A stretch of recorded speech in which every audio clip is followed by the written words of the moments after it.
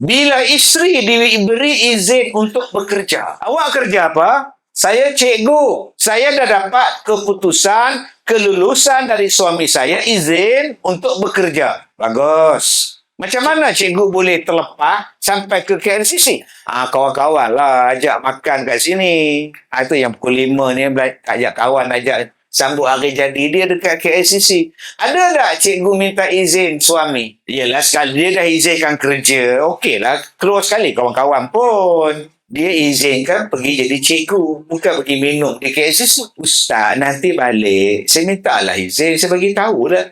Bila? Habis program ni, makan-makan dengan kawan-kawan ni, saya sampai di rumah, saya minta lah izin, saya beritahu lah tadi siang, tadi petang saya pergi KLCC. Kalau akak mati pukul 6, tak sempat minta izin. Macam, orang telefon suami dia. Din, isteri kau. Kenapa dengan isteri aku? Sabar Din, isteri kamu kemalangan. Di mana? KLCC. Bila dia pergi KLCC? Kan dia ke sekolah. Aku tak tahu lah, aku pun isteri aku beritahu. Isteri kamu sepit melanggar dengan berdosa. Ini dia yang kita takut. Okey Ustaz, boleh tak kalau saya pergi ke SCC, saya telefon suami saya. Bang, habis pukul 2 nanti, kawan ajak sambut hari jadi dia dekat KCC. Minta izin bang. Pergilah.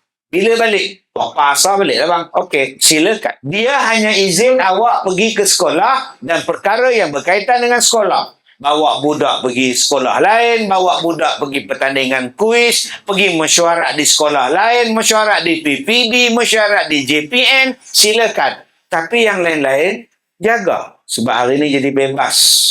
Mentang-mentang dah kerja, rapat dengan laki-laki, keluar makan. Mula-mula makan di pantry.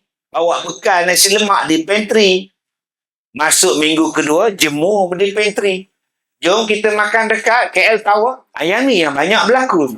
Yang suami duk kerja kelang. Yang isteri duk seronok dengan laki-laki lain. 4-5 orang.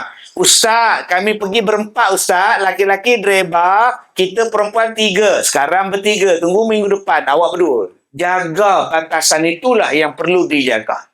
Jadi bukan isteri saja yang perlu menjaga batasan. Suami juga perlu menjaga batasan. Sebagai suami, sebagai isteri. Kalau nak keharmonian di dalam berumah tangga. Wallahu a'lam.